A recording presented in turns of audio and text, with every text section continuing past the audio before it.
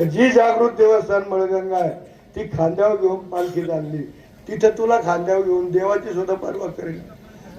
मला बोलायचं कसं काय, त्या मूर्खाची सांगायचं कसं काय, असे बरेचसे गोष्टी खिस्सा सांगितलं असायचं. तो इतका लबाड असायचा. आता वाजंत्र्यावर पैसे सोडायचे, मला नंतर गुपित कळलं का हा वाजंत्र्याची हातबांधणी केली. पैसे सोडायचे आणि ते निम्मे पैसे त्यांच्याकडून काढून घ्यायचा. एका वाजंत्र्याने सांगितलं, अहो साहेब हा पैसे सोडित नाही आम्हाला. काय का कर म्हणले, जेवढे पैसे सोडत्याचा हिशोब घेतो, का निम्मे पैसे तो परत घेतो, आम्हालाही परवडतात कारण निम्मे पैसे आम्हाला मिळतात. इतक्या न्यायची प्रवृत्तीचा माणूस वाजंत्र्याचे पैसे घ्या. दुसरा हो चला चालेल चालेल. ग्रामपंचायतीचे जवळजवळ 1 कोटी वर्षाला ग्रँट येते. ती 1 कोटी पुढे हाप करीत होता. ग्रामसेवकाला 1 ग्रामसेवक बदलून आणला. आम्हाला विश्वासातला म्हणून त्यालाही सामील करून घ्या. पुढे काम केलं का आमची सवय अशी, एखाद्या जबाबदारी सोपवली तर परत ती काही घ्यायची नाही.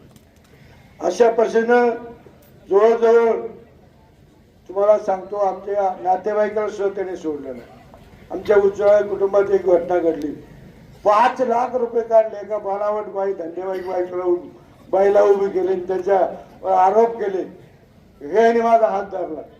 मला त्यांनी काय सांगितलं, मी भांडण मिटवतो पण त्यांना अजिबात सांगू लागले.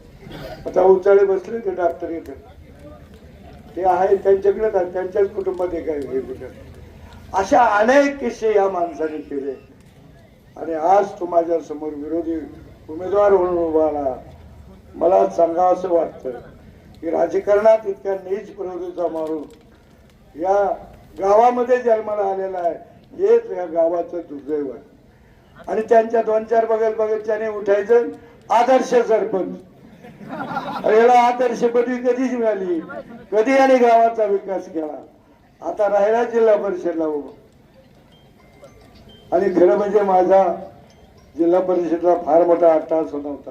एखाद्या चांगल्या माणसाला जर उमेदवारी दिली असती मला राहून तर मी उभा सुद्धा राहिलो नसतो. पण मला एवढीच खुन्नस होती की या माणसाने आयुष्यामध्ये याच्यावर एवढे उपकार केल्यानंतर हा एवढा त्रास दिलेला आहे, याला याची जागा दाखवलीच पाहिजे. आमचं भाग्य समजायचं. दुसऱ्यासाठी जर एवढी ताकद खर्च केली असते ती फुकट गेली असती. तो पडला असताना आम्ही निवडून आला असतो, त्याचा काय उपयोग, हाता घ्या मोकळाच राहिला असता ना. पुन्हा गावात त्रास द्यायला, पुन्हा लबाडी करायला. तेव्हा मित्रांनो असा आहे का माणूस आमच्या गावात जन्माला आला, हेच आमचं दुर्दैव आहे. त्याला विकासाचं काम कळत नाही. कधी जिल्हा परिषद पाहिजे नाही, कधी पंचायत समिती, त्याच्या बायकोला सुद्धा नाही. तिचा निदेश उठली सरंजीला व्हायला का याच्याही वतीनं त्याच्याही वतीनं, किती जणांच्या वतीनं वाहतो. योग आमचा व्हिडिओ होतो, आमच्या खानदानी आपल्याला कसा आपला हेच कळत नाही. त्याला अनेक संकटातून बाहेर काढला. मी त्याच्यावर अँटी करप्शनची रेड पडली तर आमच्या सोनभाऊनी स्वतःच्या खात्यावर जे पैसे त्याच्या खात्यात दाखवले आणि हे पैसे आमच्या उत्पन्नातले आमच्या भावाला दिलेले, हे आणि काळ्या बाजाराने कमावले नाही, हे सिद्ध करावं लागलं. त्याला वाचवावं लागलं. कांद्याच्या पत्त्या दिल्या. असा एक नालायक माणसांची टोळी तयार झालेली या गावामध्ये. पाऱ्या हा खुर्तूच माणूस आहे, त्याचं नाव घेणार, त्याचं नाव घेऊन आपलं तोंड गायला विटळ, त्याची लायकी काय आहे, त्याचं नाव घेण्या इतके तो मोठा आहे का. आणि हे सुद्धा नाही त्यात. मित्रांनो, या निवडणुकीच्या निमित्तानं सगळ्या गावाने अत्यंत चांगली कामगिरी केलेली आहे. मित्रांनो, मी माझी उभी हयात या राजकारणामध्ये करतो. वयाच्या 21व्या वर्षी मी या पाऊल टाकलं. गावचा सरपंच झालो, पंचायत समिती सदस्य झालो, जिल्हा परिषद सदस्य झालो, पुढे सभापती झालो, उपसभापती झालो, राज्याच्या विधानसभेत गेलो, 10 वर्ष विधानसभेत राहिलो. परंतु असं सांगावं का माझ्या हातून एखादं वाईट गोष्ट घडली, मी एखाद्याला त्रास दिला, माझ्या हातात तर एवढी सत्ता होती, काही केलं नाही. पण ह्या माणसाने मला एवढा त्रास दिला, एवढा आमच्या कुटुंबाला, नाही त्या खोट्या केसी दाखल करायला हा कारणीभूत आणि तो पारव्या कारणीभूत. मंगल कार्यालय मी एवढं 2-4 कोटीचं उभं केलं, गावाला उत्पन्न मिळावं म्हणून सगळं नियोजन केलं. मी म्हणलं गावाची कमिटी करा आणि गावाला उत्पन्न 10-20 लाख वर्षाला होईल, त्याला गावाला होईल. तो परमेशाना अजिबात नाही, हे सरकार जमा झालं पाहिजे. म्हणलं सरकार जमा, तर सरकारला मला तरी काय करायचं. इतका नालायक माणूस आहे. मित्रांनो, हे मंदिर मी उभं करावं म्हणून माझं स्वप्न होतं आणि मी ते स्वप्न पुरं करणार आहे.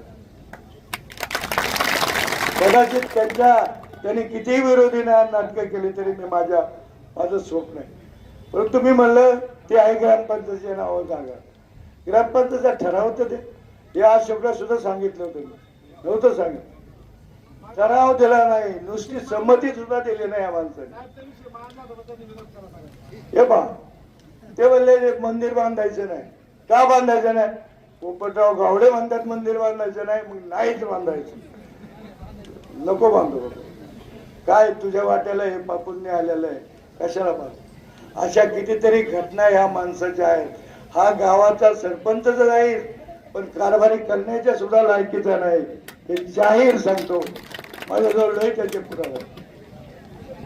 त्या दिवशी मी पिंपरखेडला गेलो, मी माझ्या बूथवर बसलो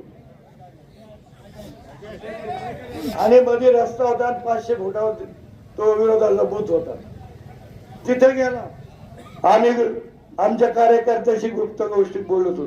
तिथे येऊन कानाजवळ उभं राहिला. मी म्हणलं याचं काय काम आहे? अरे म्हणलं तुझं काय काम आहे, तुका मोका घ्यायला ना काय आमचं. परत गेला, परत माझ्या भांडायला. तो असं बोला तसं बोल. अरे म्हणलं तू इतक्या नालायकपणाने वागतोस. अरे एका गावचा सरपंच, एक उमेदवार आहे, काही दर्जा आहे का नाही तुला? विरोधकाच्या जवळ जाऊन तुला काय कारण आहे? आम्ही आमच्या पक्षाचं आहे, आमचं बूथ आहे, तिथं आम्ही बोलतो. तुझा बूथवरून मी कधी जातो का कोणाच्या बूथवर? म्हणलं तिथं त्याने तमाशा मानला.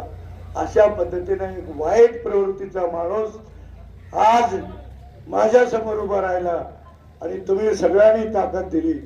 मित्रांनो, माझी विनंती आहे, कोणालाही ताकद घ्या, पण ह्या माणसाचं गाव ताब्यात दिलं तर गाव भिकारी होईल.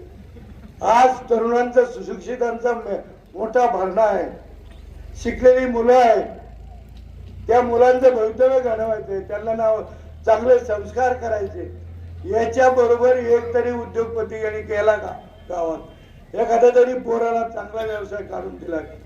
याचं तोडगा आहे ते फक्त दारू आणि याच्यावर धाब्यावर जाणार आणि चोऱ्या करणार असे गुंड लोक आणि चोरीचे पवीर लोक याच्या सहवासात यांनी चांगल्या लोकांची संघटना केली, कधी चांगल्या लोकांना जवळ केलं. ताज्या घडामोडी जाणून घेण्यासाठी शिवशाही न्यूज यूट्यूब चॅनलला सबस्क्राईब करा. आपण हा व्हिडिओ फेसबुकवर पाहत असाल तर फेसबुक पेज फॉलो करा आणि शिवशाही न्यूज.com या आपल्या वेबसाईटलाही भेट द्या.